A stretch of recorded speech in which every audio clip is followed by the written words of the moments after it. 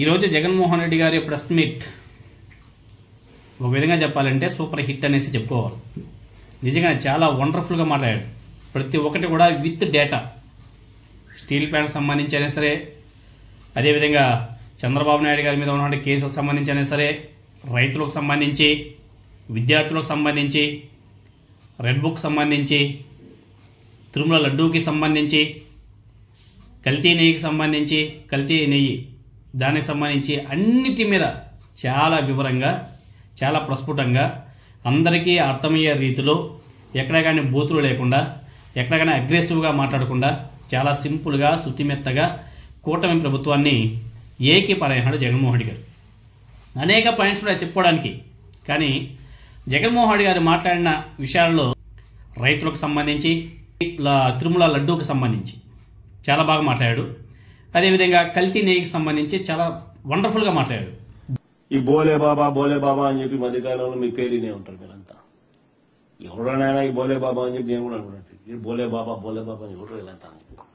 బోలే బాబా అని ఈ డైరీ విషయంలో చేస్తున్న దుష్ప్రచారం అంతా ఇంత కాదు. అసలు ఈ బోలే బాబా అనేవాడు ఎప్పుడు వచ్చినాడు? అది టీటీడీ బోర్డు మినిట్స్ ఏమో. ఇది TTD board minutes dated 26th June 2018. Chandrababu Naidu ముఖ్యమంత్రిగా 26th June 2018. ఇక్కడ as per procedure in vogue, the technical team has inspected the plans. MS Harsh fresh dairy products private limited, Uttarakhand. ఎవరేంటి? ఇది బోలే బాబాయ్. ఇది బోలే బాబా. తర్వాత ఏ పేరు మార్చి బోలే బాబాయ్ name change. Harsh Fresh Dairy Products Private Limited was the former name of Bole Baba Organic Dairy Milk Private Limited. The same was deemed technically qualified to supply milk by the TTD during May 2018. ఇది నిజంగా గమ్మత్తైన విషయమే కదా. చంద్రబాబు నాయుడు గారికి, అదేవిధంగా లోకేష్ గారికి, పవన్ కళ్యాణ్ గారికి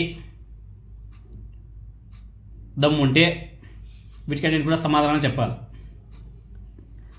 చంద్రబాబు నాయుడు గారు, అయ్యా చంద్రబాబు నాయుడు గారు, నెయ్యిలో జంతువుల కొవ్వు ఉందనేసి, ఆ నెయ్యి లడ్డూలో కలిసిందని, ఆ లడ్డూని భక్తులు తిన్నారని మీరు మాట్లాడిన మాటలకు ఆధారాలు దొరికాయా?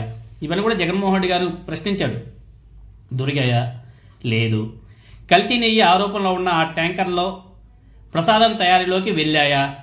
Question mark. నెయ్యిని సరఫరా చేసే ట్యాంకర్లు NABL ఆథరైజ్డ్ సర్టిఫికెట్తో రావాలి. అంతేకాదు తిరుమలలో సొంత ల్యాబ్ సర్టిఫికెట్ ఉంటేనే లోపలికి వస్తుంది. టెస్ట్లో ఫెయిల్ అయితే వెనక్కి పంపిస్తారు. మీకు అందరూ కూడా తెలిసిందే. అది ఏ గవర్నమెంట్ అయినా సరే, అది తెలుగుదేశమా, వైసీపీనా, ఇంకో ప్రభుత్వం, ఏ పార్టీ అధికారంలో ఉన్న ప్రాసెస్ మాత్రం అంతే.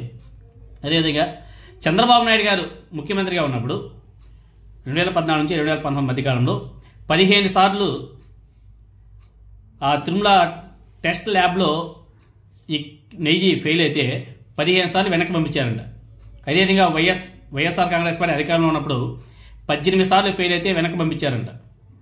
ఇలా ఉన్నప్పుడు మరి తప్పు ఎలా జరుగుతుంది అన్నది ఒకసారి చంద్రబాబు నాయుడు గారు, పవన్ కళ్యాణ్ గారు, నారా లోకేష్ గారు ఆ అనుబంధ సంస్థలో సమాధానం చెప్పాల్సిన అవసరం కూడా ఉంది. అంతేకాదు వీళ్ళు అధికారంలోకి వచ్చిన తర్వాత, అంటే జూలైలో 4 ట్యాంకర్లు వెనక్కి పంపారు వీళ్ళు అధికారంలోకి వచ్చిన తర్వాత. మళ్ళీ ఆగస్టులో ఆ ట్యాంకర్లు తిరిగి వచ్చాయని, లడ్డూ ప్రసాదంలో వాటిని వాడారని వీళ్ళే అంటున్నారు. ఎంతవరకు సాధ్యమవుతుందో ఒకసారి ఆలోచన చేయవలసిన అవసరం కూడా ఉంది. అంతేకాదు ఒకవేళ ఇదే నిజమైతే రిజెక్ట్ చేసిన ఉంటే ఆ ట్యాంకర్లు లోపలికి ఎలా వచ్చాయనేది కూడా సమాధానం చెప్పాల్సిన అవసరం ఈ కూటమి ప్రభుత్వానికి ఉంది. వీళ్ళ ప్రభుత్వంలోనే ఆగస్టులో ఆ ట్యాంకర్లు తిరిగి వచ్చాయని చెప్పేసి, లడ్డూ ప్రసాదంలో వాటిని వాడారని చెప్పేసి కూటమి ప్రభుత్వం చెప్తుంది కదా. జూలైలో 4 ట్యాంకర్లు వెనక్కి పంపామని చెప్పేసి వీళ్ళే చెప్తారు. మళ్ళీ అవి వెనక్కి మళ్ళీ ఆగస్టులో వచ్చాయని చెప్పేసి వీళ్ళే చెప్తున్నారు. మరి ఆ వెనక్కి వచ్చే ట్యాంకర్లో ఉన్నటువంటి నెయ్యిని ఎందుకు వాడారు?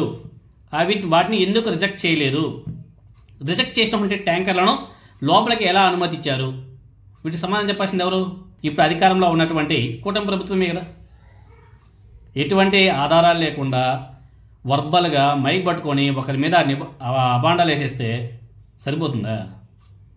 అదేవిధంగా ఇవన్నీ జరిగింది కూడా ఈ కూటమి అధికారంలో ఉన్నప్పుడే కదా. మరి వీళ్ళ మీద, ఈ కూటమి ప్రభుత్వ నాయకుల మీద, ఈ కూటమి ప్రభుత్వం మీద, ముఖ్యమంత్రి మీద, అదేవిధంగా తప్పుడు మాటలు మాట్లాడే పవన్ కళ్యాణ్ మీద, లోకేష్ గారి మీద కేసులు ఎందుకు పెట్టడం లేదు? తప్పుడు మాటలు మాట్లాడినటువంటి వీళ్ళ మీద ఎందుకు కేసులు పెట్టడం లేదు? తప్పుడు సమాచారాన్ని స్ప్రెడ్ చేసినటువంటి తెలుగుదేశం పార్టీ సోషల్ మీడియా యాక్టివిస్టుల మీద ఎందుకు కేసులు పెట్టలేదు? జనసేన పార్టీ అదేవిధంగా బీజేపీ నాయకుల మీద ఎందుకు కేసులు పెట్టడం లేదు? తప్పుడు ప్రచారమే కదా, వితౌట్ ఎవిడెన్స్, వితౌట్ ప్రూఫ్స్. వీళ్ళు ఇష్టంగా వీళ్ళే మాట్లాడేస్తారు, వీళ్ళు ఇష్టంగా వీళ్ళే రాసేస్తారు. అదేవిధంగా 2014 నుంచి 2019లో కిలో నెయ్యి 276 రూపాయలు కొన్నారంట. అప్పుడు తెలుగుదేశం పార్టీ అధికారంలో ఉంది. అప్పుడు నెయ్యి 276 రూపాయలు కొన్నారు. ధర తక్కువ ఉంది కాబట్టి అదంతా కూడా కల్తీ నెయ్యేనా? వైఎస్ఆర్ కాంగ్రెస్ పార్టీలో తక్కువ రేటుకి నెయ్యి కొన్నారు, అది కల్తీ నెయ్యి అని చెప్పేసి మాట్లాడుతున్నారు కదా.